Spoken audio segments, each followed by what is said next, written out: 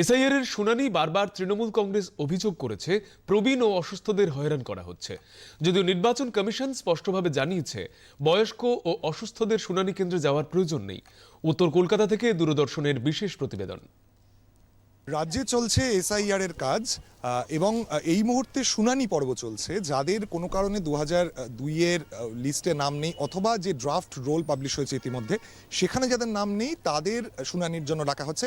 যাদের কোনো কারণে তারা অসুস্থ রয়েছেন বা বয়স্ক মানুষ রয়েছেন তাদের বাড়ি বাড়ি গিয়ে কিন্তু শুনানির কাজ হচ্ছে। এই মুহূর্তে আমরা রয়েছি উত্তর কলকাতার শ্যামপুকুর বিধানসভার 150 নম্বর পার্টি, যেখানে কিন্তু বিএলও এবং এখানকার যারা নির্বাচন কমিশনের আধিকারিক রয়েছেন তারা একজনের বাড়িতে এসেছেন। কারণ এখানে যিনি ভোটার তিনি আনম্যাপড একজন ভোটার এবং তিনি শারীরিকভাবে অসুস্থ। তিনি অ্যাপ্লাই করেছিলেন এবং তার বাড়িতে এসে শুনানি পর্ব তারা সম্পন্ন করছেন। কিভাবে গোটা প্রক্রিয়াটা হচ্ছে আমরা দেখব। আমরা একটু আগে নির্বাচন কমিশনের যে প্রতিনিধিরা এসেছেন তাদের সঙ্গে কথা বলি। আমরা দেখলাম যে আপনারা বাড়িতে এসেছেন, শুনানি করছেন। কি কারণে বাড়িতে এসে শুনানি করতে হলো? বাড়িতে আসার তিনটে কারণ আছে।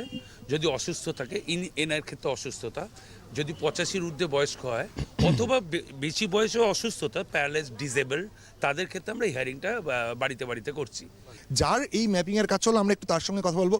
দিদি थोड़ा इधर आइए ना। हाँ हाँ, आपका तो इलेक्शन कमीशन के जो लोग हैं एसआईआर के लिए आपके घर में आए हैं।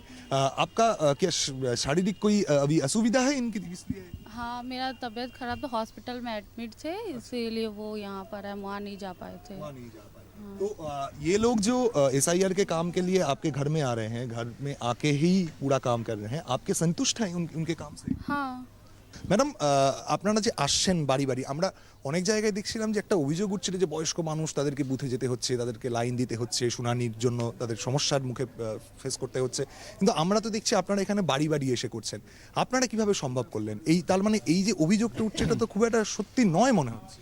ম্যাক্সিমাম ক্ষেত্রেই যাদের মানে যে সমস্ত ইলেক্টরদের ক্ষেত্রে অভিযোগটা উঠেছে তারা নিজেদের বাড়িতে অনেক সময় থাকছেন না, অন্য কারোর বাড়ি থাকছেন। ফলে বিএলও যখন নোটিশ সার্ভ করছে তাদেরকে প্রপার ইনফরমেশন দেওয়া হচ্ছে না যে সেই বাড়ির লোক অসুস্থ। ঠিক আছে, এখানে যেমন এর বাড়ির লোকেরা, ইনি আমাদের বিএলও সাহেব 155-এর মানস কুমার কর, ওনাকে বলেছিলেন যে উনি ভেন্যুতে যেতে পারবেন না, তাই জন্য এবং প্রায়র একটা লেটারও করে দিয়েছিলেন, আমাদের জানিয়েও দিয়েছিলেন, তাই জন্য আমরা শিডিউল করেছি হোম হিয়ারিং। আদারওয়াইজ যদি বিএলও না জানতে পারে, যিনি গ্রাউন্ড লেভেলে কাজ করছেন তিনি যদি সেই অফিসার যদি জানতে না পারেন এবং চিঠি সাবমিট না হয়, তাহলে আমরা সেই হোম ভিজিট করতে পারছি না। গোটা প্রক্রিয়ায় কিন্তু আমরা দেখছি যে সমস্ত বাড়িতে তারা আসছেন সেখানকার যারা মানুষ তারাও বলছেন নির্বাচন কমিশনের কাজে তারা কিন্তু সন্তুষ্ট।